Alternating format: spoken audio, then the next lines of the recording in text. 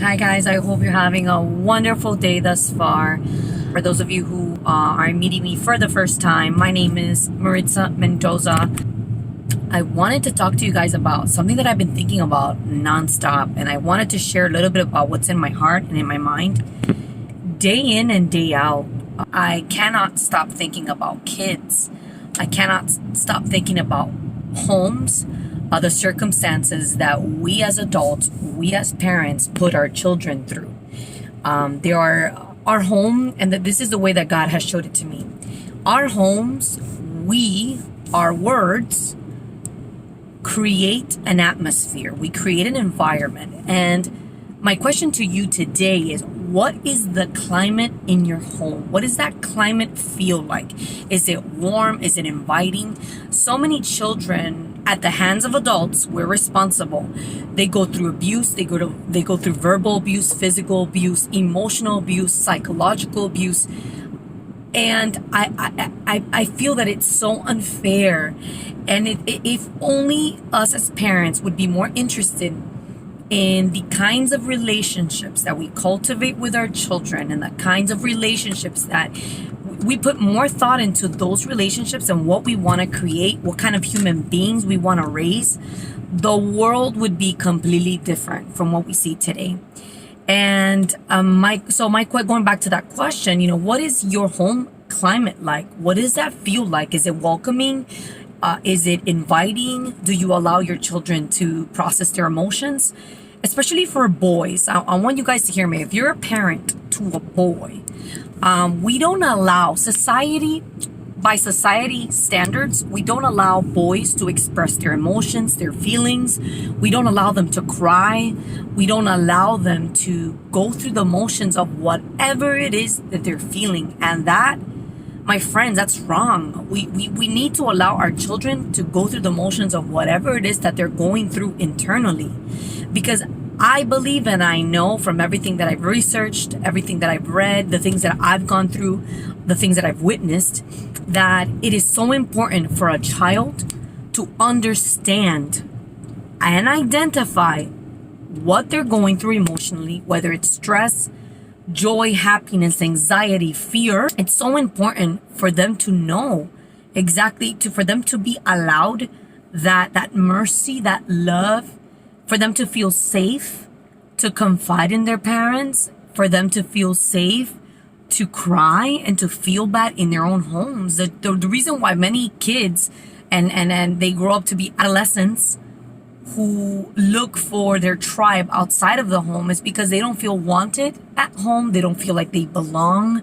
And why is this important? Because our children are our disciples.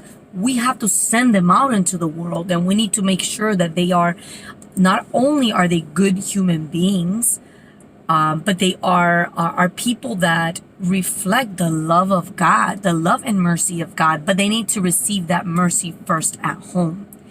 And sometimes, like I said in my previous video, sometimes mercy is love. Mercy is the ability to extend forgiveness, is the ability to be silent. Sometimes our children, they don't need our advice, they need our silence. They need, because with silence comes the freedom to speak. They feel that they can speak. They feel like they're being heard. So I wanted to just ask you that question today. Think about the climate at home. What does that climate look like? What does it feel? What is that atmosphere that you're creating for your kids, for your children?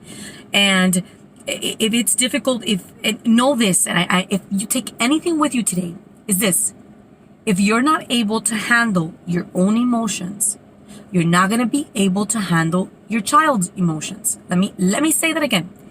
If you cannot manage what you're going through right now, if you have depression, if you're emotionally numb, if you are going through stress, or you're very angry or frustrated, or whatever the case may be, you will not be able to handle your child's emotions when they throw it at you. You will lash out. You're going to do the quickest thing to make it go away. You're going to hit, you're going to scream, you're going to yell, and that is not doing anything good for your child. You're not helping them go through the motions of whatever it is that they're going through. Remember, kids do go through anxiety, stress.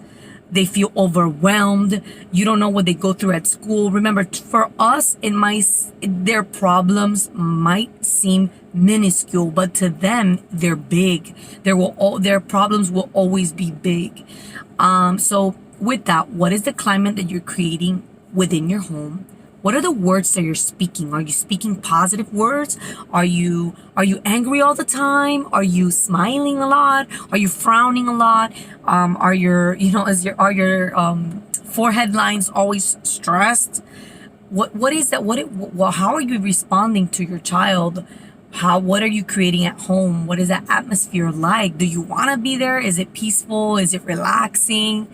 We want to have that at home. And me as a child, I would have loved to live in an environment that would have been welcoming, because then I would have felt safe to communicate to my parents or to other adults living with me that I was sexually abused.